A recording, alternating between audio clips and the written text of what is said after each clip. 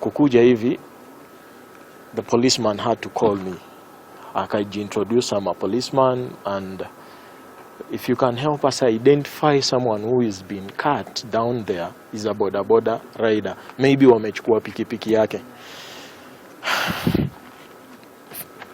Reaching there is Storm. Storm amekatakatwa.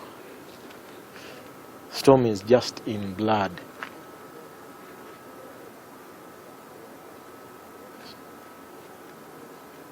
I can't believe.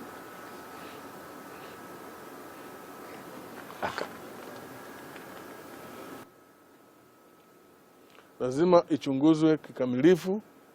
Wale wamehusika na kifo cha Storm wachukuliwe hatua. Na ninawahimiza polisi isikuwe tu ile uchunguzi wanafanya kama ile ya kawaida, wafungue file na ifungwe. Hapana. They must get to the root of this.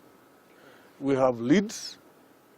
The boda who was to take Storm home, iko contact yake, iko simu na majina, alilipwa na M-Pesa. So at least police should have a lead from there, waweze kufuata mpaka huyu mtu apatikane.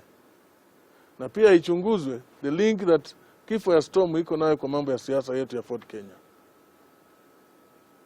It is evident namna inaonekana alivyo amewawa kinyama.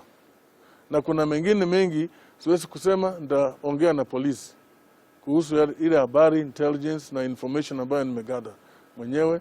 Nitaongea na polisi na wapatie hiyo information.